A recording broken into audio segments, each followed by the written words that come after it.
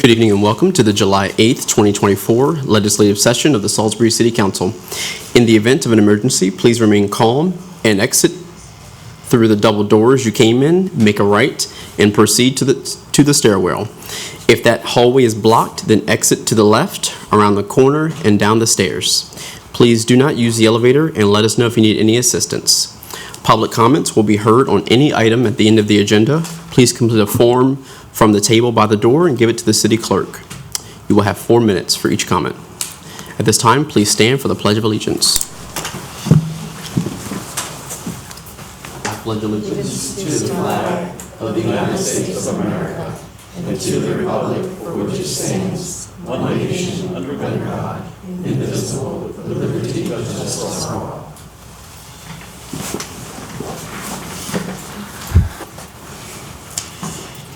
At this time, we'll observe a moment of silent meditation.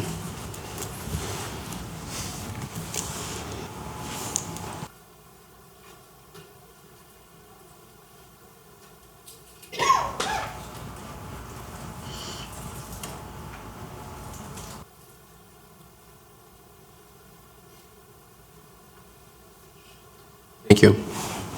At this time, I'll entertain a motion to approve the legislative agenda. Second. All those in favor of the legislative agenda, please signify by saying aye. Aye. And the chair votes aye. I'll call for a motion in a second to approve the consent agenda. So moved. Second.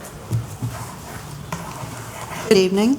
Good evening. On the consent agenda tonight, we have the April 23rd, 2024 budget work session minutes, the May 6th work session minutes, special meeting minutes, and closed session minutes, May 13th, 2024 council meeting minutes, May 20th, 2024 work session minutes, special meeting minutes, and budget work session minutes, and the June 3rd, 2024 work session minutes, special meeting minutes, and budget work session minutes. Thank you. All those in favor of the consent agenda, please signify by saying aye. Aye. And the chair votes aye. I'll call for a motion in a second to approve resolution number 3355 for first reading. So moved. Second. First. Good evening. Resolution number 3355, a resolution of the City of Salisbury, Maryland, to approve the city's substantially amended for community development block grant funds for CDBG program year 2023. Whereas the City of Salisbury is a recipient of grant funds under the Community Development Block Grant, CDBG, program administered by the U.S. Department of Housing and Urban Development, HUD, and whereas the city had previously approved a budget and annual action plan for the planning year 2023 CDBG program, and whereas HUD permits grant recipients to revise and amend previous budgets and annual action plans, and whereas in accordance with federal regulations governing the CDBG program, certain changes and revisions to the annual action plans may be considered a substantial amendment as outlined in the city's citizen participation plan to carry out an activity that was not previously identified in the plan, and a change in purpose, scope, location, funding, or beneficiaries from one eligible activity to another by more than 50% of the total amount previously authorized, and whereas it has been determined that the proposed changes and revisions to the planning year 2023 CDBG program are a substantial amendment in the city's citizen participation plan has been followed. Now therefore be resolved by the Council of the City of Salisbury, Maryland as follows. Section 1, that the substantial amendment for the planning year 2023 annual action plan is hereby approved. Section 2, that the mayor and the council of the City of Salisbury are cognizant of the conditions that are imposed and the undertaking and carrying out of the community development activities with federal financial assistance. Section 3, that the mayor and the council of the City of Salisbury are authorized to execute and file the substantial amendment of the following: cancel low mod neighborhood sidewalk construction and pedestrian improvements for $222,086 and create a new project, waterside improvements, with a total budget of $222,086. Section 4, that the mayor is hereby authorized to provide assurances and/or certifications as required by HUD, and also provide any additional documents that may be requested. Sections 5, 6, and 7 are our boilerplate. Thank you, Mr. Kitzrow. All those in favor of resolution number 3355, please signify by saying aye. Aye. And the chair votes aye.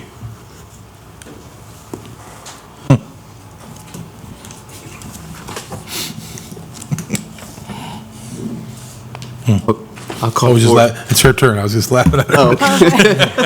Oh, say second. I'll call for a motion and a second to approve ordinance number 2877 for second reading. So moved. Second.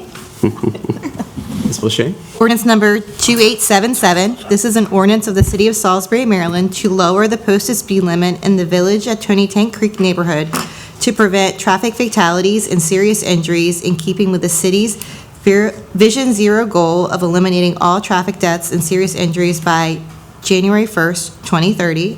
As you mentioned, this is before you for second reading. There have been no changes or amendments since first reading. Thank you, Ms. Boucher.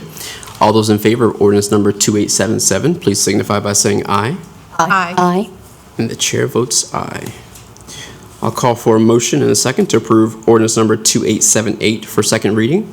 So moved. Second.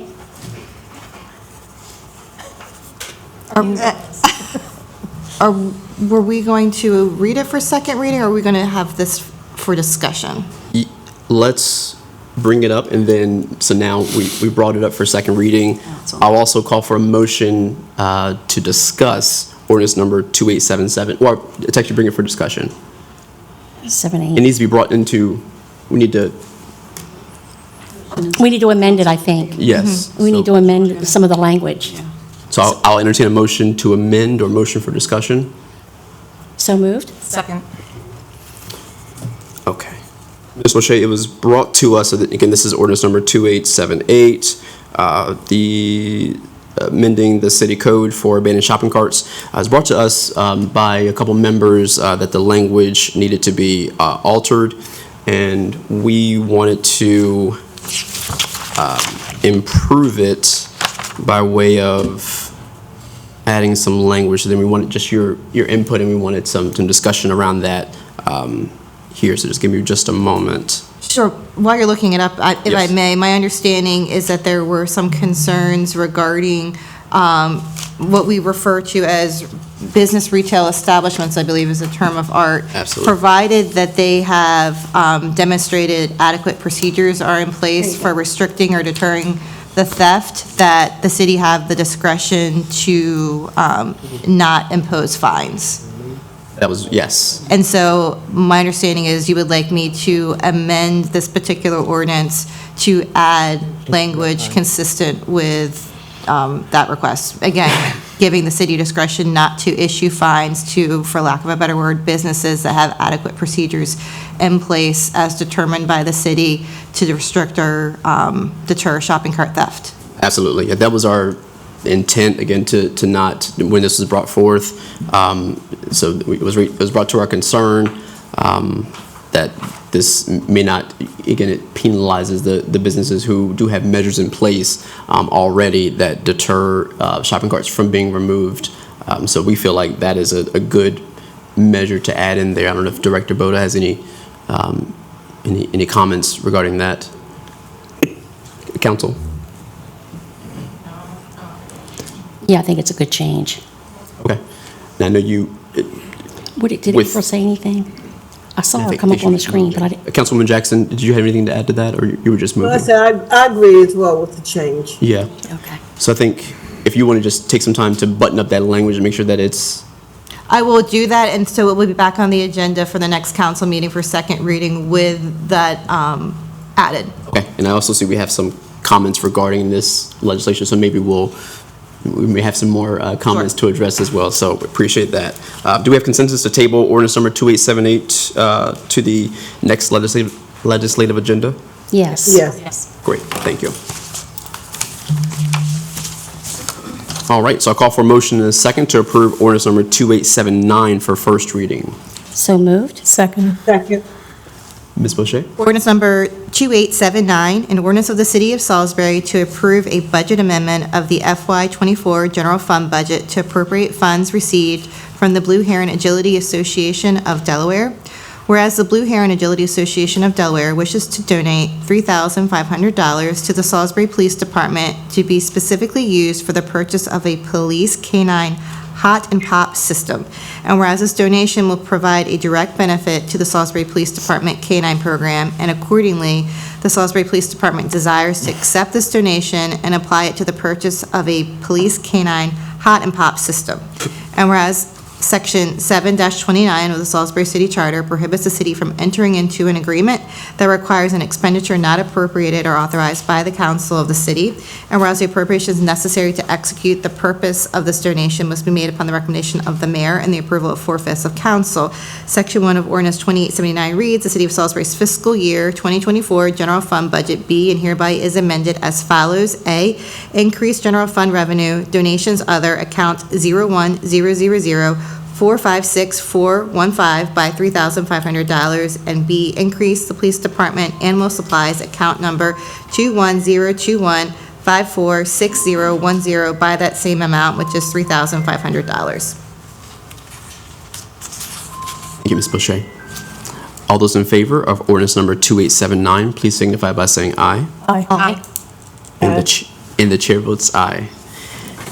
I'll call for a motion and a second to approve ordinance number 2880 for first reading. So moved. Second. Ordinance number 2880, an ordinance of the City of Salisbury amending Section 15.26 of the Salisbury City Code entitled Rental or Residential Premises to require registration or short-term rental properties. Whereas the ongoing application, administration, and enforcement of the city municipal code demonstrates a need for its periodic review, evaluation, and amendment in order to comply with present community standards and values and promote public safety, health, and welfare of the citizens of the city. Whereas mayor and council of the city are authorized by Maryland Code Annotated Local Government Article Section 5-202 to adopt such ordinances not contrary to the Constitution of Maryland, public general law, or public local law, as the mayor and council deem necessary to assure the good government of the municipality, to preserve peace and order, to secure persons and property from damage and destruction, and to protect the health, comfort, and convenience of the citizens of the city. Whereas mayor and council may amend Section 15.23 of the Buildings and Construction title of the Salisbury City Code pursuant to the authority granted in Section 2-15 of the Salisbury City Charter. Whereas many towns and cities throughout Maryland and the country are implementing registration on short-term rentals. Whereas defining short-term rentals and setting clear regulations by requiring registration and inspection creates a level playing field for all rental properties and promotes public safety. Whereas mayor and council find that the health, safety, and general welfare of the citizens of the city will be furthered by amending Section 15.26 of the city code to require registration of short-term rental properties and payment of annual fees. And whereas mayor and council have determined that the amendments to Section 15.26 of the Salisbury Code shall be adopted as set forth. Section 1 of Ordinance 2880 reads that Section 15.26 of the city code entitled Rental of Residential Premises be amended as follows. And it's my understanding that we are adding the bold underlined language. So I think for efficiency's sake, what I'm going to do is direct your attention to the language that will be added to the particular code. So if you look to starting line 57, changes will be added to the definition section, which is chapter 15.26.030, and there will be a new definition for rental owner's license, which means a license issued by the director of HCDD to an individual or legal entity, examples individual, partnership, corporation, etc., that owns a majority interest in one or more dwelling units, that authorizes the individual or legal entity to register dwelling units within the city to rent or lease as standard rental units and/or short-term rental units. Standard rental is striking the word rental from line 61 and adding the language in line 63, which is, and I'm going to go ahead and read it as it will now read. Standard rental means leasing or allowing occupancy of usage of a dwelling unit either directly or by an agent in consideration of value, including personal services paid or tendered to or for the use or benefit of the leaseor for periods of 31 consecutive days or longer. Moving to line 68, we are adding the definition of short-term rental, which means the offering of lodging accommodations in a residential dwelling unit or accessory building for periods of less than 31 consecutive days to transient guests. Chapter 15.26.040 is being amended as follows, adding the word standard to the heading of the section, so it reads standard rental dwelling unit registration. And as you can see through lines 75 through 83, the word standard is being added so that it will read a standard rental dwelling unit.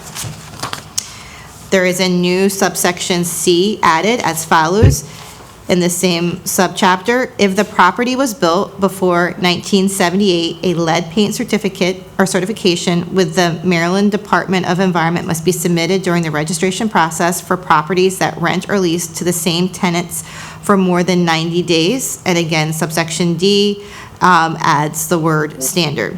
There is a completely new subsection 15.26.041 entitled Short-Term Rental, referred to as STR Dwelling Unit Registration. A1, the owner of a STR dwelling unit shall register each unit by filing a registration form with the Housing and Community Development Department, HCDD, on or before March 1, 2025. 2, registration form shall be provided by HCDD. A new SDR dwelling shall be registered within 60 days of becoming a new rental dwelling unit.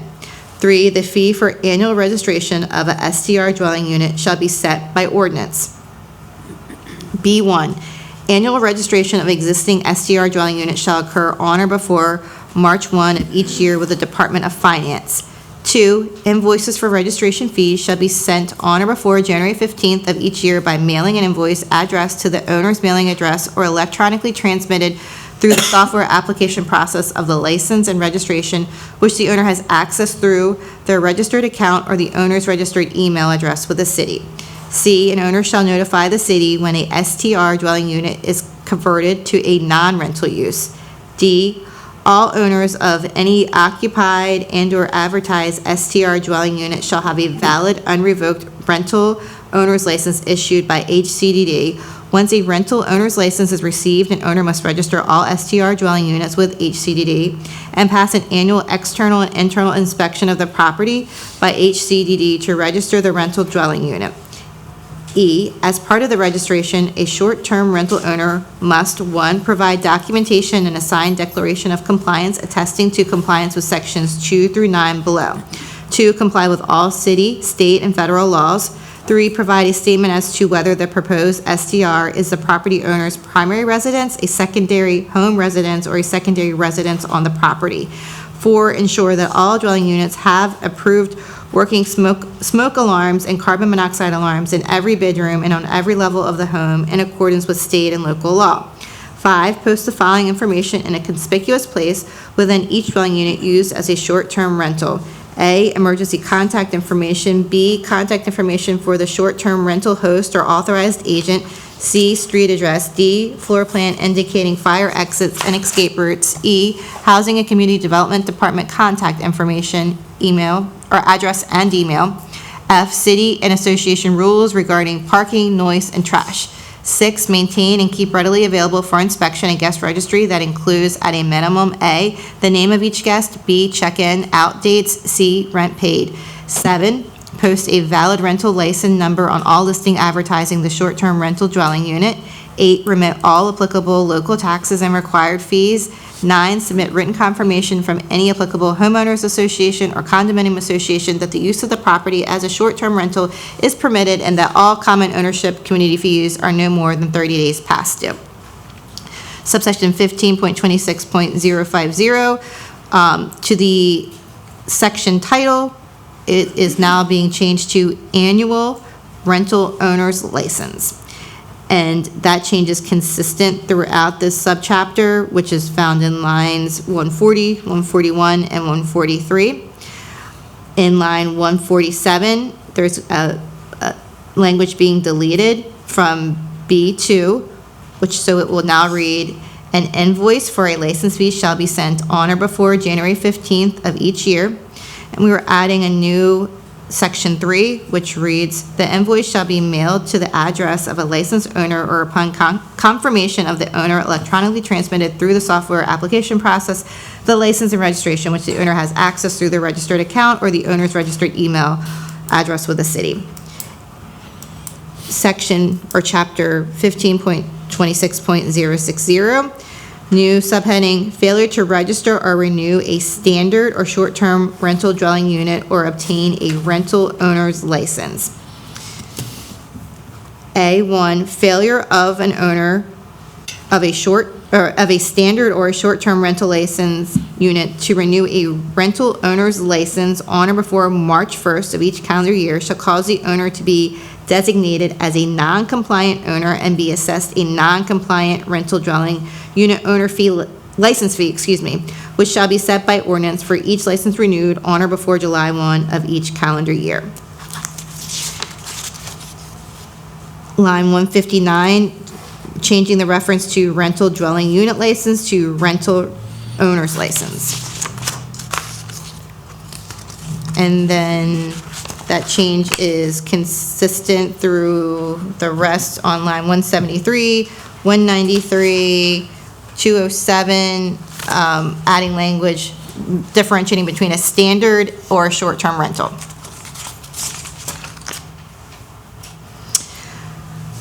Directing your attention now, I believe there is a typo which we need to fix on line 235. It should be 15.26.115, tenant's right lease addendum. It will now read, "Every lease or renewed lease of a standard rental dwelling unit, whether written or verbal, shall incorporate a written copy of the tenant's right lease addendum as amended from time to time, signed by both the landlord or landlord's agent and all tenants of majority age. This addendum shall be made available for inspection upon request of the housing official." And then finally, Chapter 15.26.130, vacation of rental dwelling units. With the changes, it will read as follows. When an application for a rental owner's license has been denied, a standard rental dwelling unit registration or short-term rental unit registration has been revoked, suspended, or not renewed, the director shall order the rental dwelling unit vacated within 60 days pursuant to the provisions of the unit. The dwelling unit must be vacated within 48 hours. So I've highlighted for you the changes to Chapter 15.26. Thank you, Ms. Boucher. All those in favor of ordinance number 2880, please signify by saying aye. Aye. And the chair votes aye. Thank you. At this point, we'll move to our public comments portion of the agenda. Each person will have 4 minutes to speak. And again, you are permitted to come to the podium. And if you agree with someone who has spoken before, you are permitted to say, "I agree with said person." First, we'll call Wes Davis to the podium.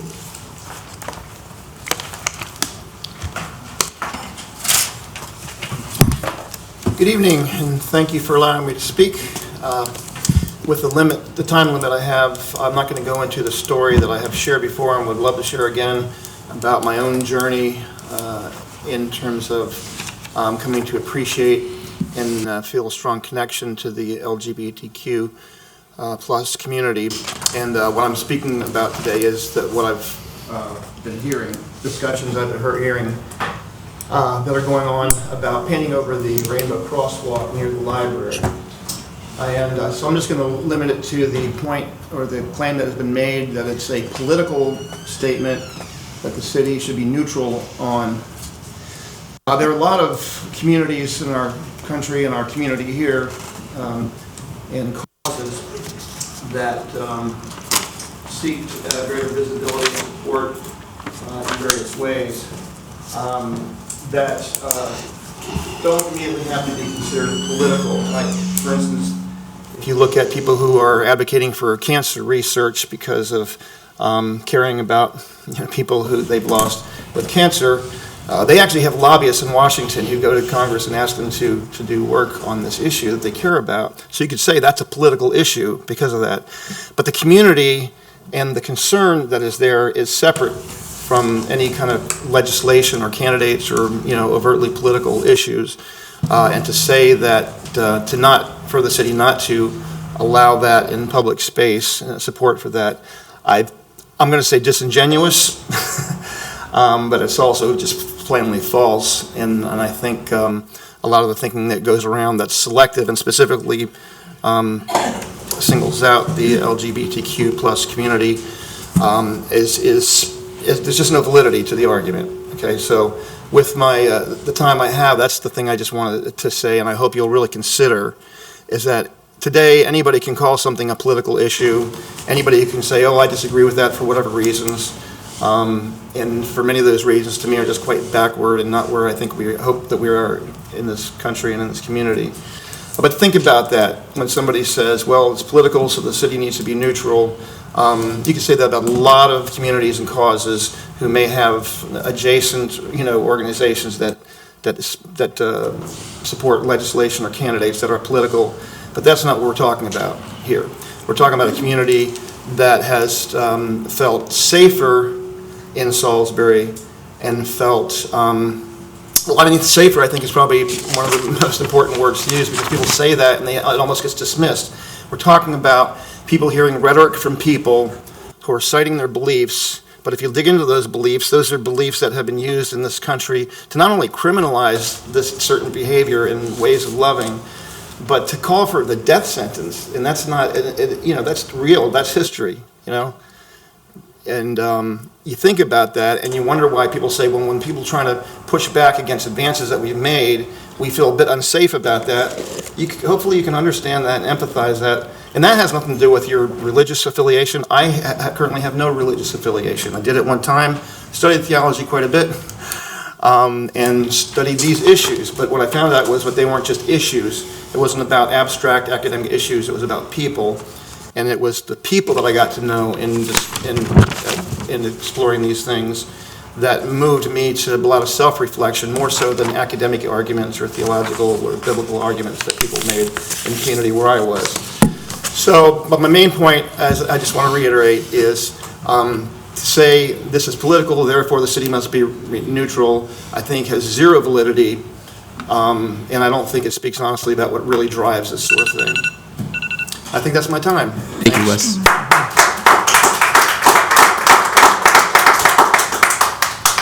KT?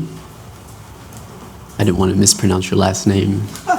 It's phonetically spelled. Tuminello. See? Thank you.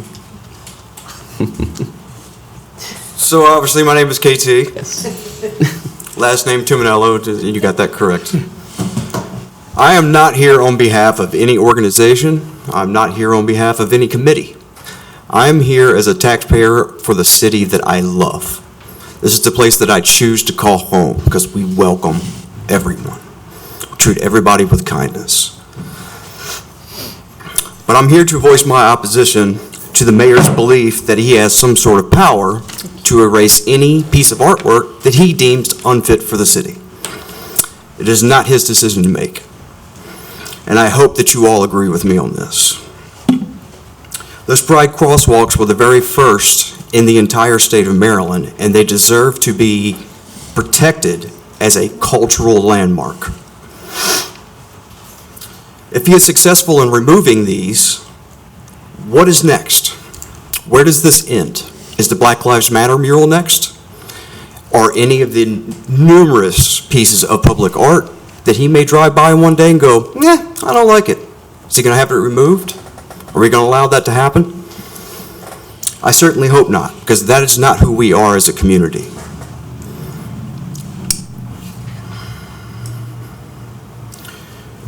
It is my belief, and it's only my belief, that this mayor is trying to incite a culture war, which I will not let happen to this city. It will take years, if not decades, to recover from this. We have an entire committee filled with city council approved arts experts that we would hope he would listen to us. We did have him at our committee. He was gracious enough to show up. However, he does not recognize us as these experts.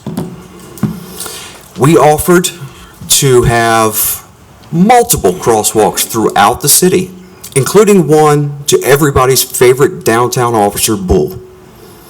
Everybody loved that man. He said no. Got something to say, Mayor? Never heard Bull's name brought up. I want to make sure you gave your full time, KT. I'll tell you what, I'll make it real easy. As all of you know, I have a lot more to say, and we all have limited time, and I can see some of my friends here would love to say a few words. But what I look forward to is sitting down with each and every one of you to have this conversation on the community level about who needs to be in charge of all of the public art within the city that is on city property. The question here is it his job to tell us what is correct and what is not correct? Is he the art expert that we all lean on? Or is it the experts that the majority of you approved? Let's have these conversations, and let's have them sooner rather than later. And let's stop this nonsense of him trying to incite a culture war. Can we please do that? And Randy, I will remind you that 65% of the city voted against you. And you should do what is right by the majority of us. Now hear us. Thank you, Mr. Giminello. Hannah Miller.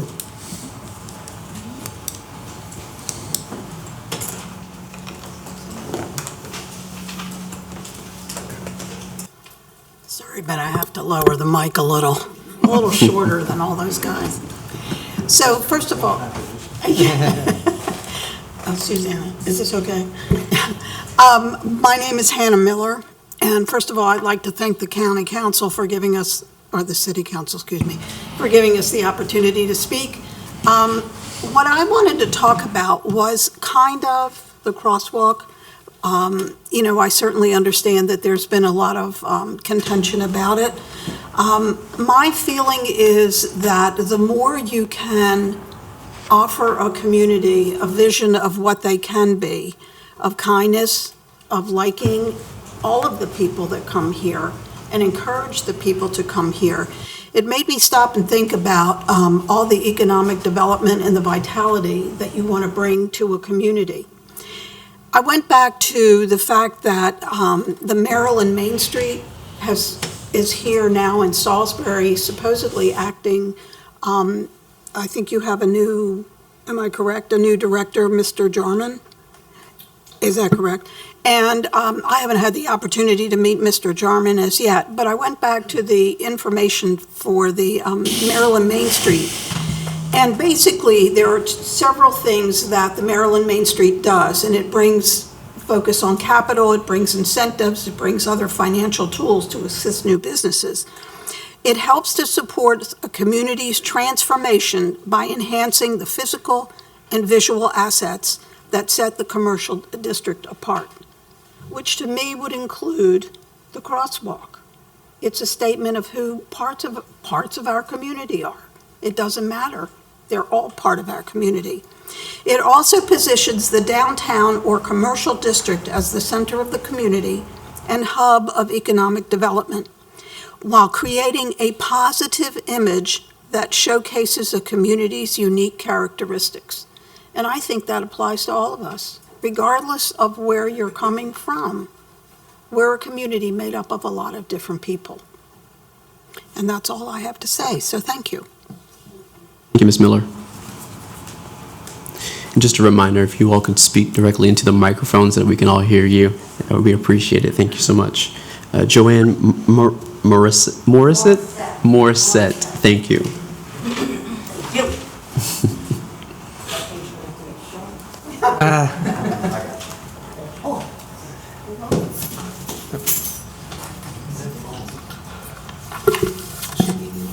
Lean in. Well, thank you. That's good right That's there. good? Yeah. All right, so my name is Joanne Morissette. Yes, I do live in the city.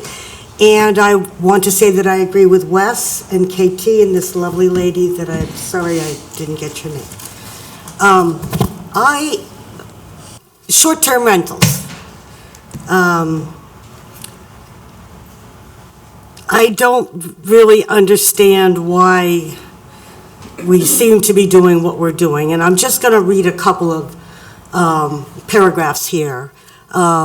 People that live in my community, my neighborhood, the next-door neighborhood, Newtown. I live in Johnson Lake neighborhood, and I'm also a neighbor to Newtown.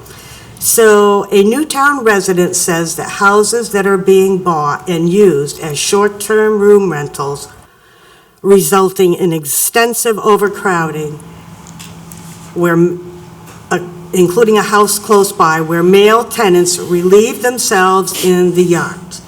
This friend counted 17 people coming and going. The friend said they pay around $100 a week or $400 a month times the number of it. This friend said currently children are not part of that count. So 17 people. I thought that there was a restriction, and I certainly could be wrong, of 4 unrelated people living in the same dwelling.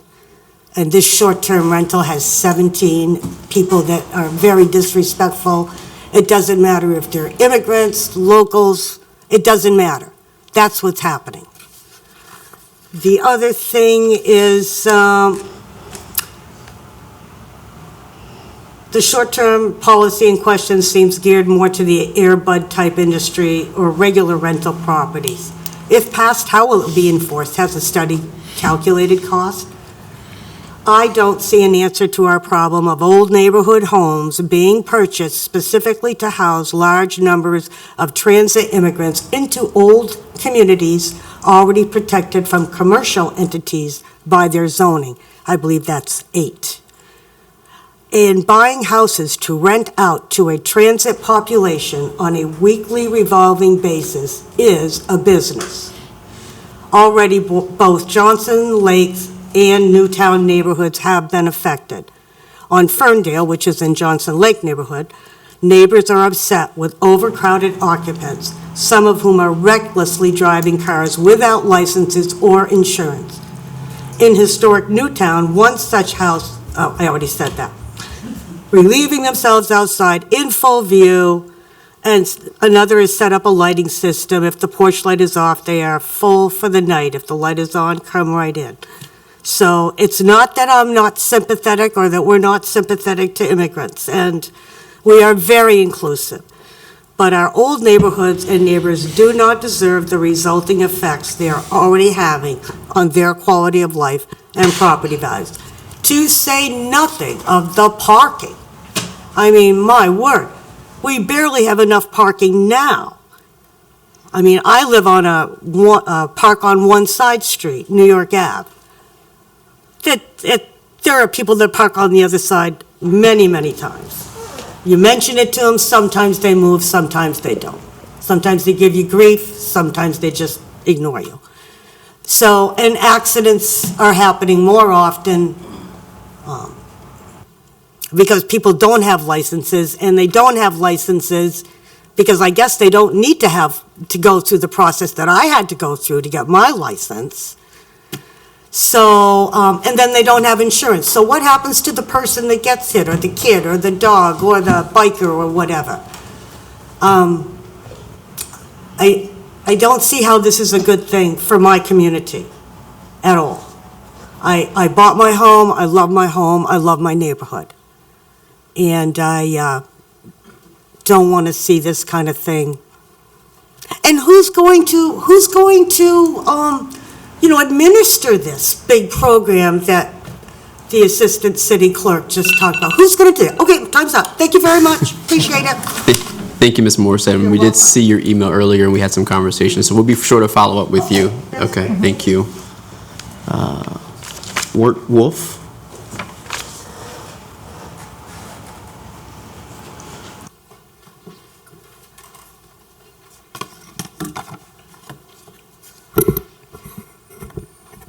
My name is Wirt Wolf. I reside at 300 East William Street here in Salisbury. I've been a resident for 50 years. I'm concerned about this ordinance being brought to the attention of the City Council this evening.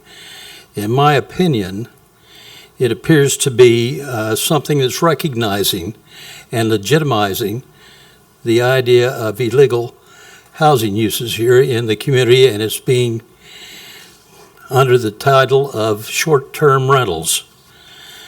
Currently, Salisbury is experiencing a significant upswing in investors purchasing large, older, single-family homes and rental properties. They're filling the houses well over capacity, creating unsafe and unhealthy conditions for the tenants. Also, fire safety issues place immediate neighbors in jeopardy.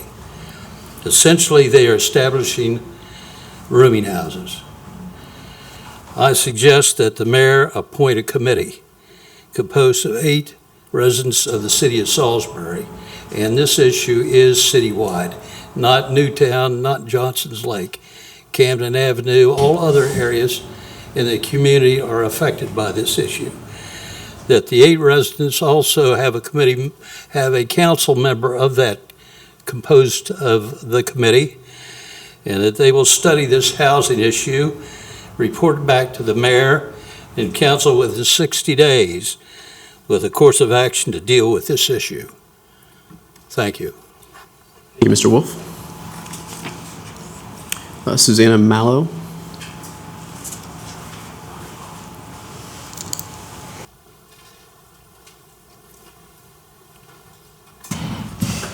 I'm Suzanne Mallow, and I live at 504 Druid Hill Avenue, a resident of the city, and I concur with what KT Tuminello stated earlier, and Wes Davis, and Hannah Miller, and just that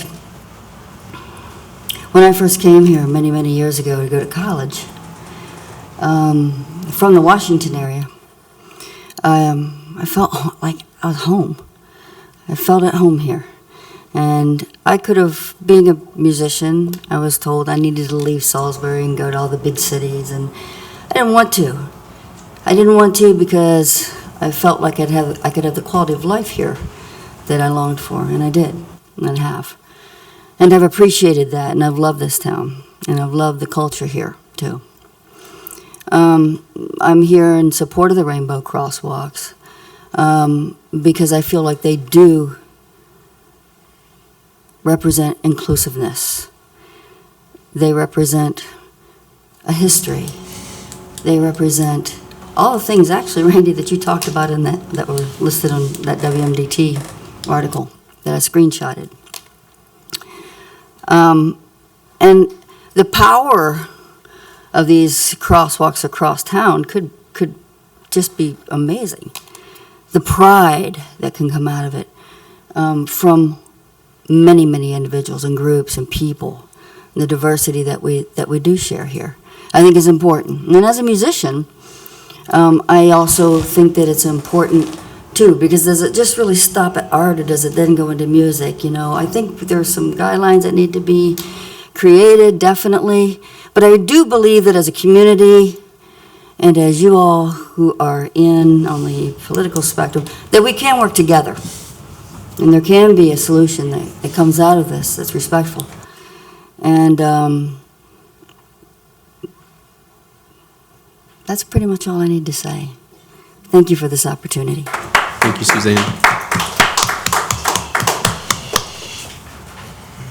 Tim, is it Starnes? Starnes, okay, the T and the S. Yes, sir. Tim Starnes, thank you.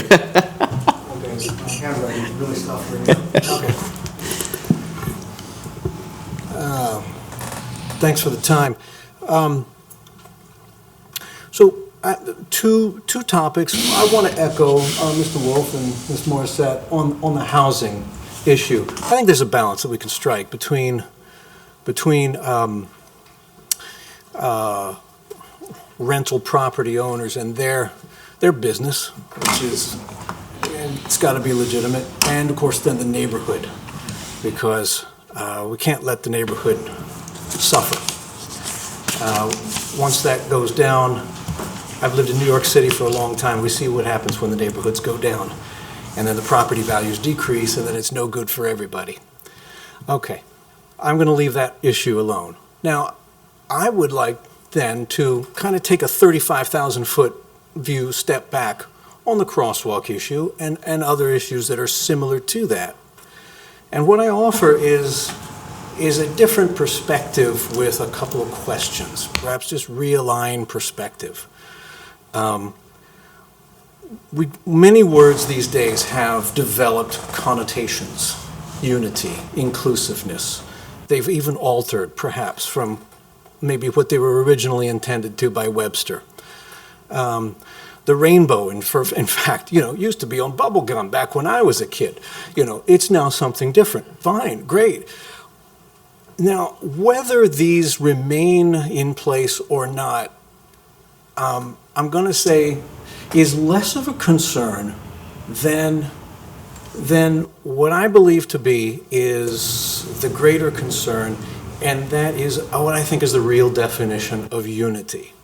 And that is everybody in the community here, I guarantee, wants to feel valued as a team player. Imagine this community is a sports team, and everybody feels like they're a part of it, valued, right? You do something different from you, but you're all valued.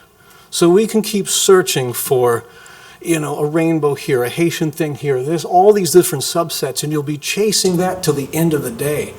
What if, just a question, what if we found something to invest our time in, and money, and again, I don't know that, I'm prefacing that, in something that is common to us all. Something that would really honestly unite us. And that is a question. I don't have the answers, but that's a question.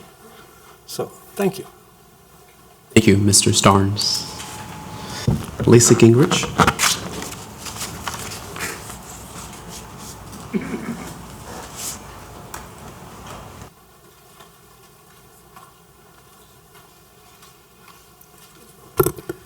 Lisa Gingrich, 316 North Division Street. Brevity's sake, agree with what Wirt Wolf said about the housing situation. I'm very concerned about the transient nature that is encouraged by this. Should all rental units, whether they're short-term or long-term, simply be under the same rules and regulations? And are short-term, have they ever always been allowed? Are they allowed? And I guess it is based on the ordinance. I'm also concerned about this handpicking where you put your speed limit changes. And I can't believe about the shopping carts, that we have other things to worry about in this city, I think. But last of all, I would like to address what several people here have addressed, and that is that they don't think that the city should be neutral. They think that the city should be preferential, and they seem to find that neutrality is threatening for some reason, and I don't understand why that would be. You talk about pride. It's not removing pride. It's not removing anyone's pride. As soon as you put up a sign that says we're all equal, but yet it's on the very clear insignia of a particular group, then we're not all equal. And I think that itself is not inclusive. People talk about it being inclusive and that there's lots of different people and lots of different groups in this city. Then why are we only focusing on one? So again, we're not all equal if you're focusing on one. And yes, I do believe it is a political statement because this group has singled themselves out very, very loudly around the country of the political candidates that they endorse and why, and marches and making it a cause and making it very political. So I think it is political, and I don't see any problem with a city, a municipality simply being neutral, and then by definition everyone is equal, because you're not being preferential. You're not focusing on one issue or another, and I don't think that adding more of them is doing anything different. I think it's just saying we are more important than you, more and more and more. And, if there's a problem with some crimes against people, then that's a criminal thing to be addressed, and I don't know that that's happened. And everyone needs to feel safe in the city and not have one group being preferred, basically. Again, we're not equal. If a sign says we're all equal, but it very clearly represents one particular group. So I guess that's my comment, that again, it is very political based on the actions and the words of the group involved. And I think it's very disingenuous to use your own word to say that it's not political.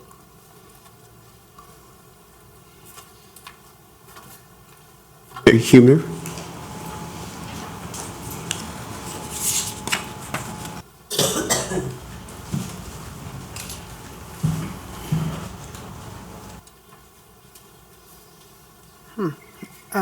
Mary Huebner, 1006 Heron Court, Salisbury. Mr. Dowdy, at a recent meeting, you said that you didn't like to be called a bully, and you never thought of yourself as a bully.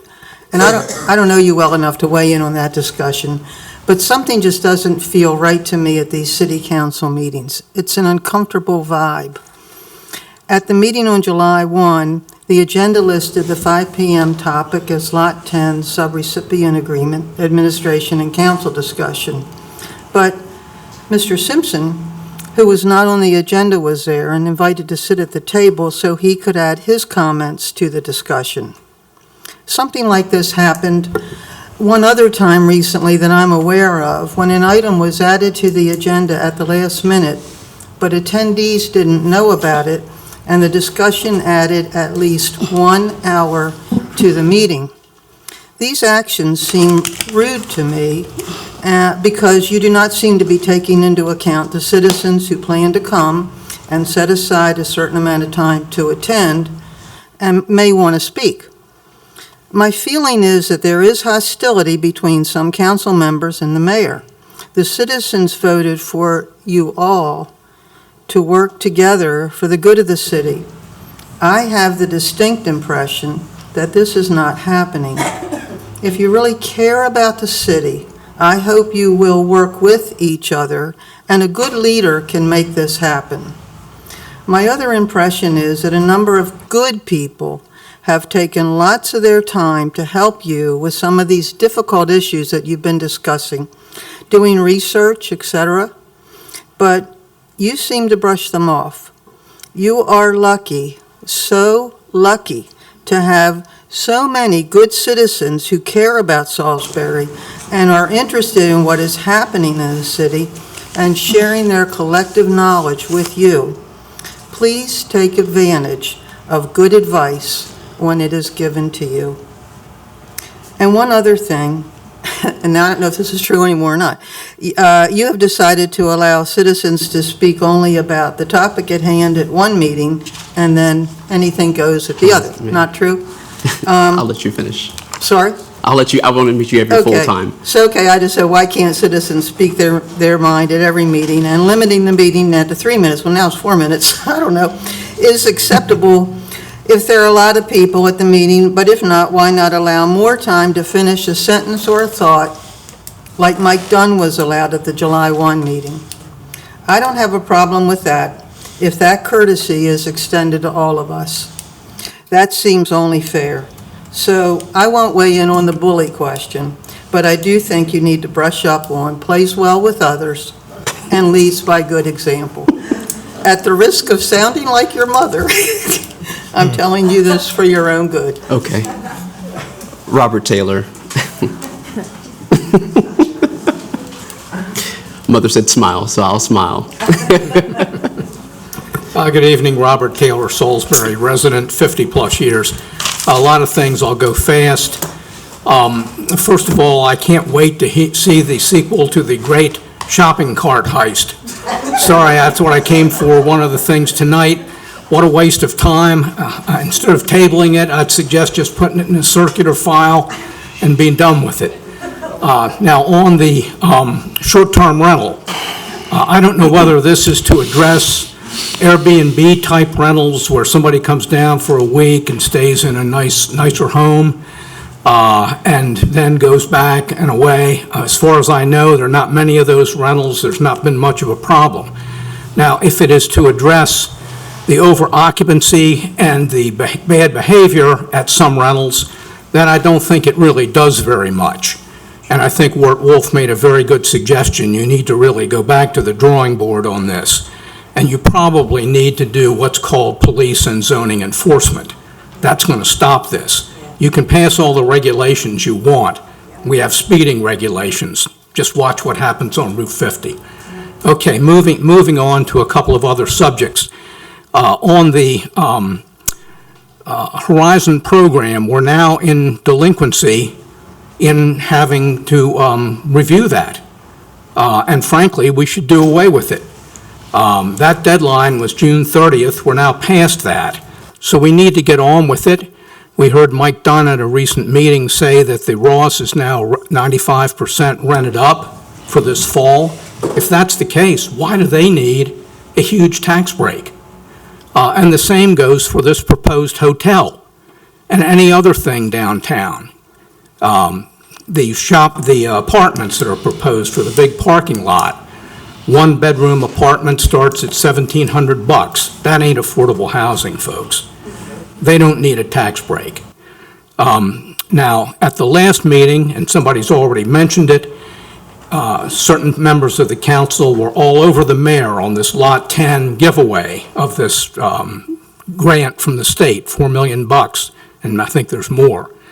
I've looked at some documents on that since then. I don't see that there's any obligation on the city to give them anything. I'm not saying they can't, the city cannot do it. I'm just saying they're not obligated to do it. They can use the money. It was just for infrastructure. So I think we need to take a really hard look at that. Again, if this is a viable development, why do they need all this public subsidy? Now, a couple other real quick short subjects, if I have the time.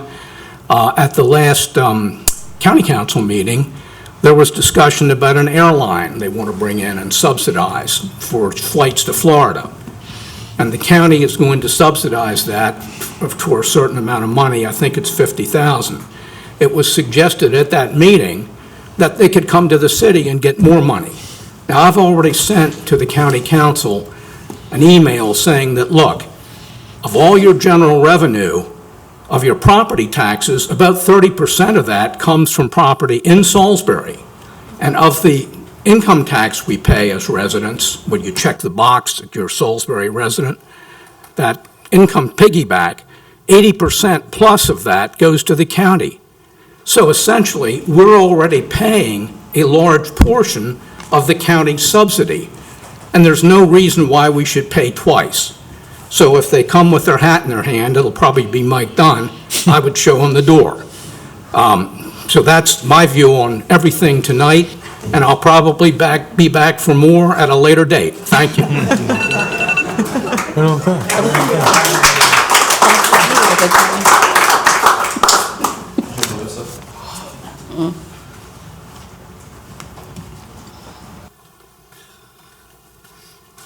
I got to follow him up again?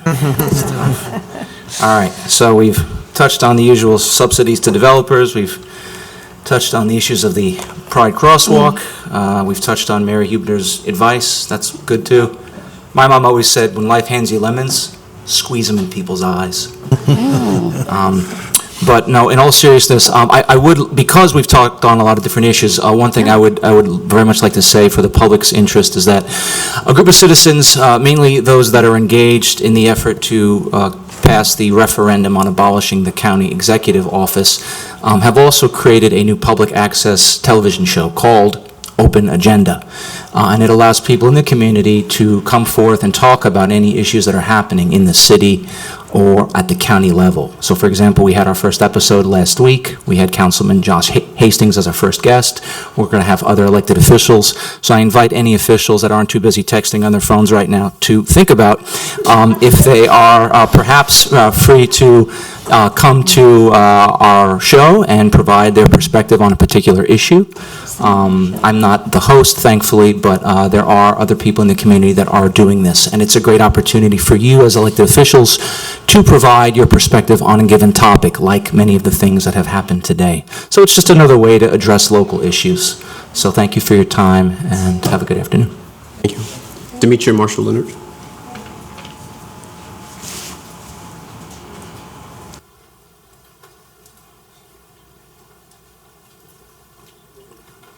Demetria Marshall Leonard, Wacomico County, Maryland. I was just sitting back there listening, and I just want to just say something about the equality and people fighting for equality. Well, out of the 200 and some odd years that this country has been founded, there has never been no equality in this country. For anybody to even speak on it and talking about equality, it's like a freaking illusion to me. You know why? Because my people ain't never been considered equal. And I'm going to tell you something. We have events in Salisbury. We just had one of the amazing block parties in Salisbury. And the orchestrator of this event, it was called a community block party. He reached out to the fire department. The fire department wouldn't come help him, wouldn't come out and be a part of it. It was a lot of people there. They actually shunned him because we're a black community. We come from the west side. We're a black community, and I was really upset about that. Most of the people that are in the city council, they didn't come to it neither. It wasn't no shooting. Y'all was it's killing everywhere. It wasn't nothing going on but people having a good time, a good vibe, and they wanted the people that run this daggone community, the leaders, to help. Y'all talk about equality. We ain't never been considered equal. Never. Not one thing. I am the president of Salisbury Kwanzaa Club. You know what they did to the Canara? They bust out the daggone lights. Do you understand that the difference between Kwanzaa? Kwanzaa means the first harvest. It's the language barrier. It's the Swahili language. But if people are scared of that, they're afraid. I would don't sit. What is the meaning of being diverse if we can't mesh together? What is the meaning? This is supposed to be the land of the free. I ain't never felt free. Never. I was born on the blacklist. So I'm for real, and another thing, right? The Pride community, no offense to nobody, didn't put, taxpayer didn't pay for that walk. No, they paid for it themselves. And guess what I'm gonna do? Y'all gonna see red, green, and black all up and down these streets. You know why? Because I want to feel included too. Now, if I was out here busting heads like I used to, then everybody would have something to say. Now I ain't doing that no more. I'm standing firm. I'm standing firm for what I believe in. I'm standing firm for the community, the people in the community. Y'all can look at me like a chicken with your head cut off all you want to. You know, my ace is an ace and my spade will always be a spade. It ain't right. You talk about you want to come together in the community, then you have leaders that don't want us to come together. I'm yo, we ain't going nowhere. We all stuck here on this earth. And once we get that, then we could go a little bit further. You talking about the black, the white, the Haitian, the Puerto Rican, that thing didn't start, and I teach ancient black history, that thing didn't start till the Europeans start calling us black, African American, nigger. That didn't start till then. So I'm going to shut my mouth because I'm really hot right now. And I know y'all ain't going to like me after this, but I really don't care. I love you. Thank you, Ms. Marshall Leonard. Monica Brooks.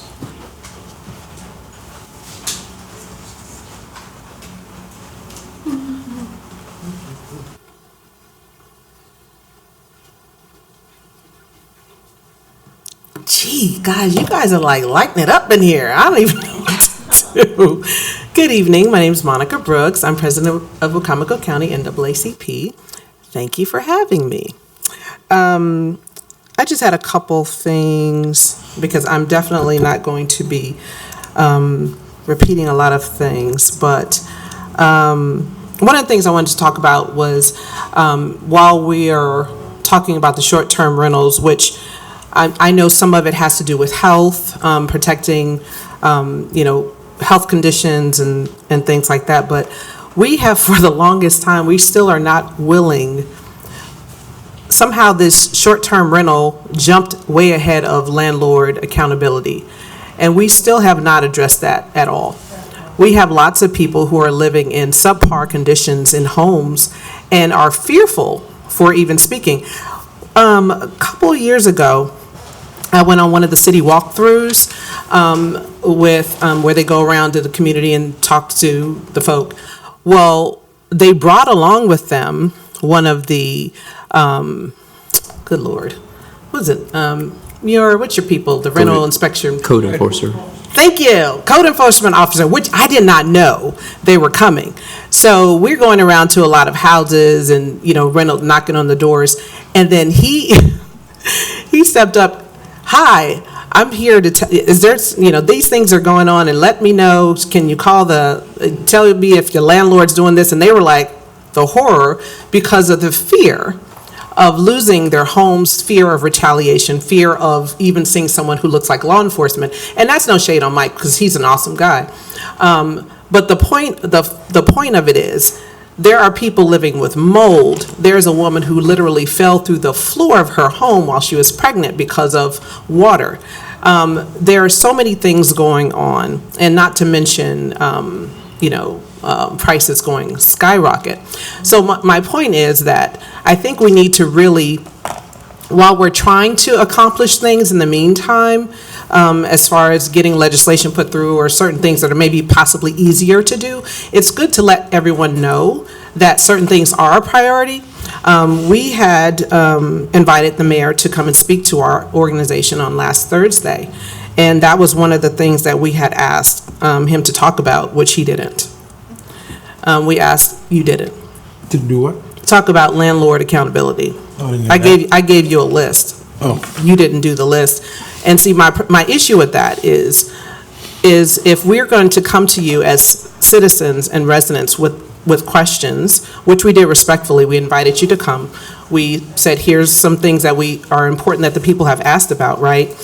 But then you come and then you just say, hey guys, ask me some questions, what do you want to talk about?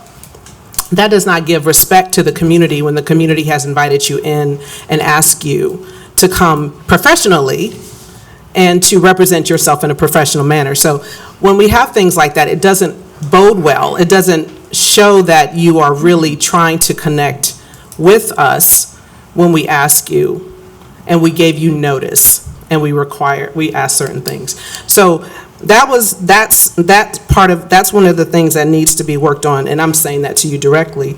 But beyond that, like I said, this landlord accountability and also consideration of, yes, Lot 10, we're still bringing that up. What are we doing about that? And as far as my last thing is Juneteenth is a national holiday. It would have been nice to see you, Mr. Mayor, at one of the Juneteenth events. I didn't see you at any of them. I asked. It would be nice. It is a national holiday. Thank you. Thank you. Vaughn Siggers.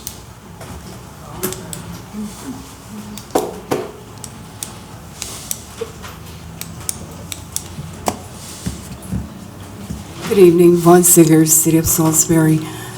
I want to say thank you, Mayor Taylor, for coming into office and taking on issues that are directly impacting lives on different areas of the city. When the north prong of Salisbury was underwater, shut down, and redirected, you went out and applied yourself to find the problem and to come up with some solution. And it relieved a great portion of Salisbury. Thank you. I also want to thank you for coming over to the west side and addressing a similar issue, which should have been addressed years ago, but it was delayed and ignored and ignored and ignored until you decided to step up and figure out what the issue is. For a while, there was flooding on Fitzwater Street and the west side area, almost every day or frequently, particularly lately, since you had the instrument installed on June 6th, I believe it was, there hasn't been any flooding. And I'm sure there is a great population of people in the city of Salisbury who has experienced relief from that flooding. Thank you. I appreciate the concerns and issues that are being shared. I appreciate you taking the time to dove into all of these issues. There's a scripture that's saying, all of your getting, get understanding. And I particularly appreciate your taking the time and not being roughed up. And I apologize to the council, but you really seem to be jockeying, particularly 3 council members seem to be jockeying with who can rough up or insult the mayor the worst. And I'm not happy about that observation, because I have so much honor and respect for all of you. And I'm so surprised to find that behavior. And I would ask that there be more civility and allow the mayor to take the time to take on to exercise the responsibility that he signed up for, to get some understanding of what you all have been working on, the process, the details, where you are in that, and allow him to bring his expertise or his convictions to that, particularly with Lot 10. And it doesn't appear to be, on face value, everything that you've been proposing it to be. So I particularly would like to have the mayor to take that time to get the understanding so that there is something competent done for the good of the city. And all of the other issues that are being addressed, I appreciate you taking the time to getting some understanding and taking into account everybody's sensitivities to everybody's issues. And I hope that we can all work in some more level of civility and sensitivity and come to some peaceful resolutions. Thank you.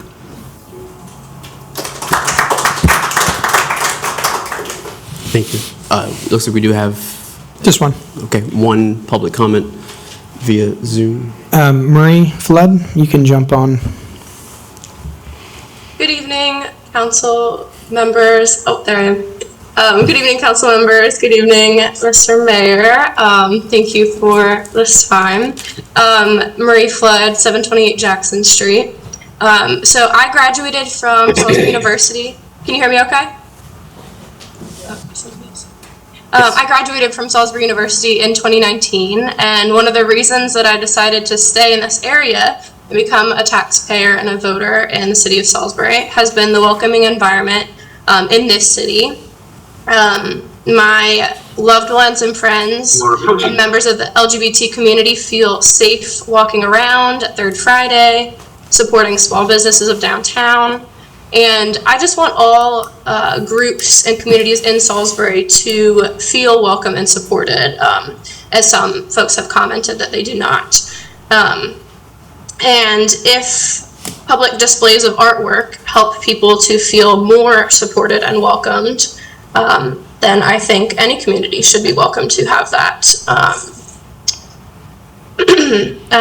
If anyone else would like to join us in celebrating their identity and who they are, then I think that would be wonderful. If we wanted to add a black and blue crosswalk for Bull near his portrait in downtown, I think people would love that. Wacomico Goes Purple is a very important community initiative that could be represented with another crosswalk. I think when you are erasing something, that neutrality is only a threat when you're erasing something that recognizes the existence of a minority group.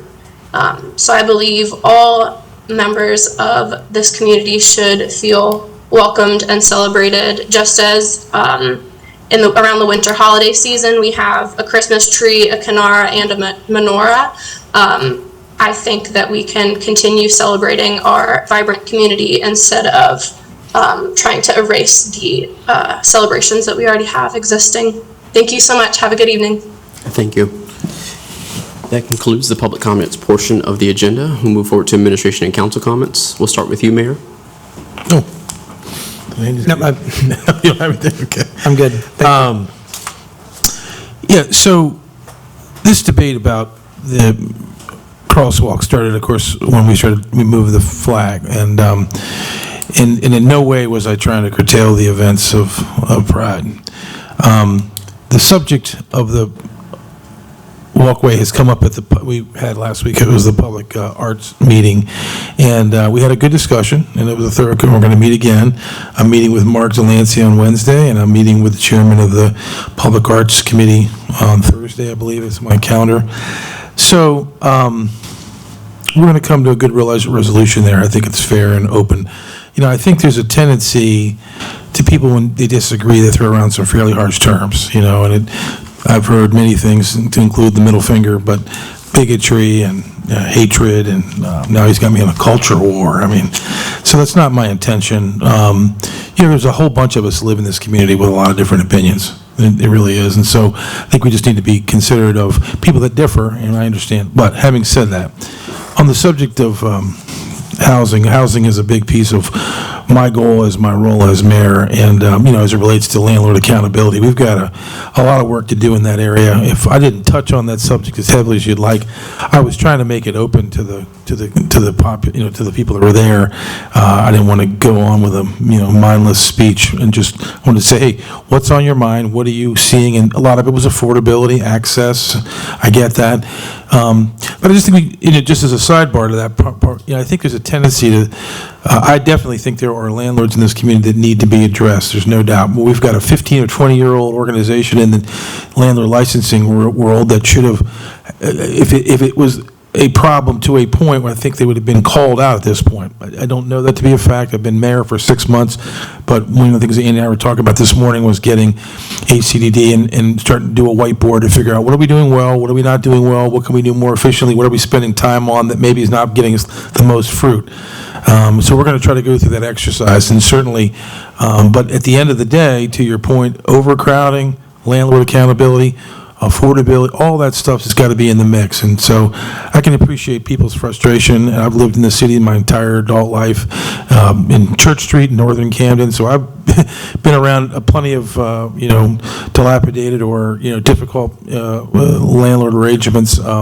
So I can empathize. But to your point, Monica, I didn't mean to ignore the topic. It certainly wasn't my intention. Housing is a big piece of who I am as a person in terms of my adult career and also as a mayor. So my apologies on that front. Thank you, Mayor. Mr. Kittredge? I'm good. Thank you. Okay, thank you. We'll start with you, Councilwoman Jackson. Again, thank you for being here as well. If you have any comments? No, I'm in pain, so no. Good. Again, we wish you well, and please take it easy. And we appreciate you for being on this afternoon. We'll start with you, Councilwoman DeShiel. Okay. I'd like to thank everyone that turns out to give us information and feedback, because this is the direction we hope to follow, the directions that are needed and are expected by the citizens. Katie, thank you for spending your time with me on the phone. You had mentioned that can we have this collaboration? Can we communicate? I think it's important. The mayor has just absolutely obligated himself to meeting with you, and as you had requested, figure out what the ground rules and or what the conditions and criteria would be, since you represent the Arts Committee. I am most thankful for the information that people share with us. Is Bob Taylor still here? There you go, Bob. I personally, being new, appreciate the research that you do and your willingness to share it with me. As far as answering all the emails that we may or may not receive, don't think that we don't read them and we don't appreciate them. We really do. But we try to stay in our own districts and address that first and then address each other. Thank you, Susanna, for your support. An update on the airport, since I'm on their committee. They were hoping that the AMT school that I shared with you before would open in the fall, but they're still waiting. The FAA is creating some roadblocks for them, and they're trying to finish up the certification process. But they do hope to welcome students in January. And what's interesting, it's a 12-month class, 1,900 hours, and it's a collaboration with UMES. So that is something that I think we are to be proud of, the collaboration piece. And that may be an overused word, as Mr. Starnes said, certain words are abused. So I hope that you realize that we are trying to address the issues. And Vaughn, your suggestions do not go unnoticed as well. So thank you all, and we will continue. I can speak, I think, for all of us. We will continue to do our best to serve you. Thank you, Councilwoman. Councilwoman Gregory? Councilman Gregory? Well, I want to thank everybody for coming out. It's always good to see more seats with people sitting in them than being empty, so I love seeing that. That's a really good sight to see. I just want to shout out my friend KT and wish him a happy Disability Pride Month. As a fellow Spoonie, I get it, and you know, especially on that note, I want to thank the EMS for being once again as prompt and good on the job as they are. We had them come out Friday. Unfortunately, Nick is already home, so we appreciate how fast and efficient they are when they get a call, and how kind they are to their patients that they treat. So thank you for that. I just wanted to alert the administration, in case you didn't know, I've had a few constituents reach out to me about the Citizen Reporter being down. They've gone to use the Citizen Reporter and it's not loading properly. One of them sent me a screenshot and it's just a blank gray screen with a square in it, so I'm not sure what's going on with that. I think I know what that answer about. We'll talk after. Okay, yeah, please. And that way I can let them know what's going on with it. I'd also, considering the presentation we got, the fantastic presentation we got from our HR department, I would really love to get an update on fire, police, and other departments as far as staffing, like where are we with staffing numbers? Like, are we short? Where are we short? Where are we good? What are we looking at as far as retention, that sort of thing? I would really love to get some good numbers on that. So if we can get some good information on that, that would be fantastic. I'd love to hear something like that. Maybe we can get something like that on the agenda, because I'd love to see what's working. That was a fantastic presentation. It looked like an amazing program that you guys have put together, but I would really love to drill down on finding out if it's actually working. So, thank you, Councilwoman. Council Vice President?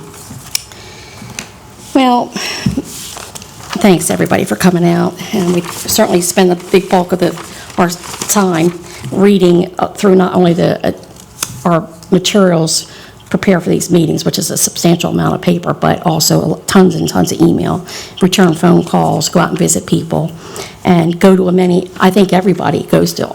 I think we spread out really nice going to events across the city. There's so many things going on, and if we're in town, we're there. Somebody's there representing the best that we can. I know all of us have families and other obligations, could be jobs, grandchildren, children, whatever, so we do our very best. A couple things, and I wanted to give some updates on some committees. So the Rails and Trails, I did want to make sure that on the work agenda, I mentioned it last work session regarding there is a pocket of money, there's upgrades on streets to be done, and I think it's a combination of Rails and Trails and stuff for the bike and pedestrian group. There's a bunch of projects, I think, under track. What's the name of that particular group? It's slipping my... Safe Streets for All? Safe Streets for All, I think you're correct. I mentioned it last work session to get an update on where we are with that. to kind of, especially with the rails and trails. Now, that's two different pockets of money, is that correct? Or projects? Yes. Okay. Because I like to get, I know, because sometimes I feel like things overlap and I'm just spinning it. But I would like to have a kind of an update on, where we are with that and where we need to go. What's the next best step?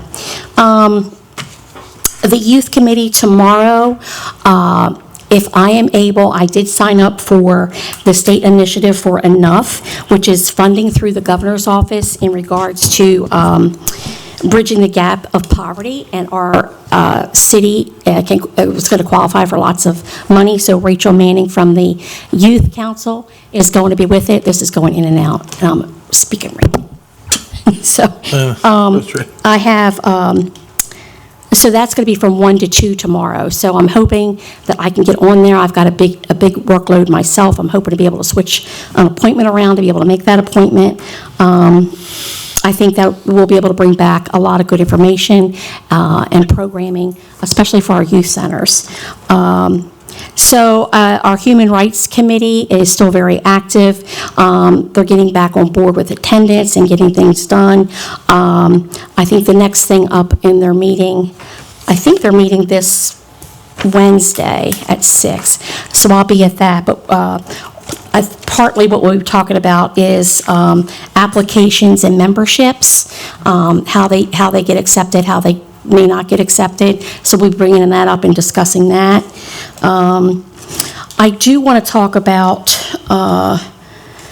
the crosswalk. It was brought up in public comment, and I think that this is time, and I'm not saying anything out of school on you, Mayor Taylor, because you've told this to many other people besides me. So the people you've told this to in Salisbury would certainly know that this is absolutely 100% the truth in your perception with this.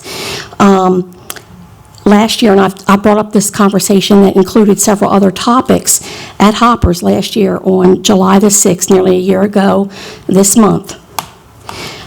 You and I were talking and clarifying a meeting that we had earlier in June, and one of the things you said loud and clear to me was the very first thing that you would do if you became mayor was to paint over that crosswalk. Yes, you did. And it's true, because you know what? You didn't just say it to me. You said it to many people in Salisbury. Now, that's a position. That's a position. And I'm just telling you, I just think that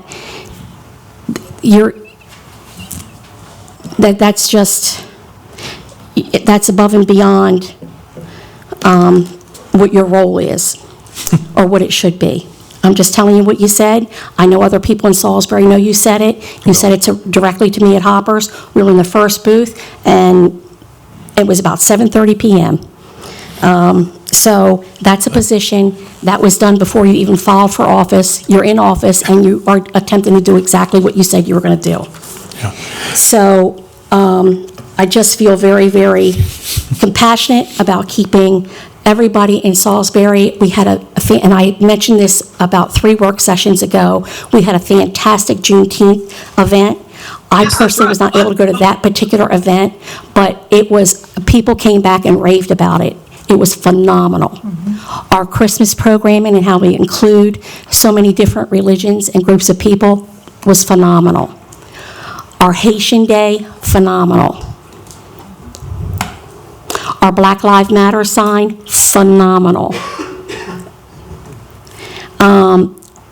And I do think that the other crosswalks, if it be for dedicating to Bull, would be phenomenal.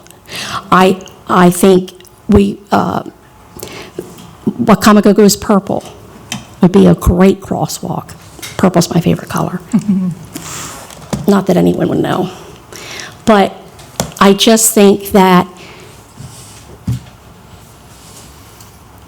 we're about everybody.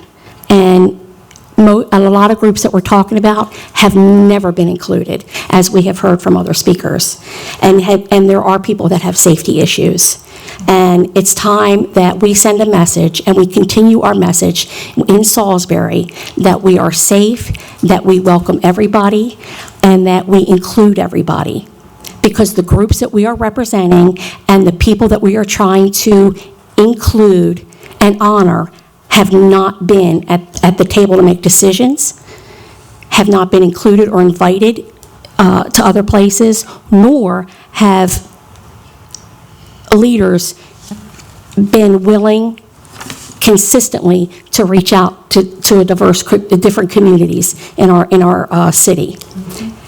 So I think I just want to be on the record to say that not only do I support that crosswalk, I support the Arts Council in other groups, other diverse crosswalks. Maybe there needs to be guidelines, a procedure. I don't know what that looks like. I think it's good that people are discussing it, but there is no doubt as a society in 2024 of our Lord that we can certainly have a rainbow crosswalk. Thank you, Councilwoman. So, can I respond since you made a public comment about what I said? First of all, I want to be just 1 second. I want to be. Okay. I want to be. I don't want to be assumed of anything if I don't. But you can do normally it I would either just way. Okay. Either way. Go ahead, Mayor. I was just going to say that what she just said was utterly ridiculous. I've never had a strong position on the topic. And number one, number two, you and I never talked about. Yes, we did. Talked about. Yes, we did. So I want to Yes, make we sure. did. Okay, I can let's, make it.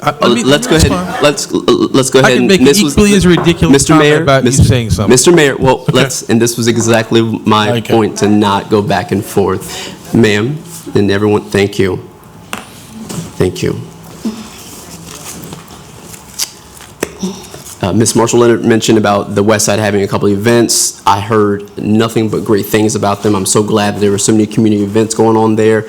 I could not be in attendance at all of them. I had prior obligations on Saturday, but I've been off for a little bit.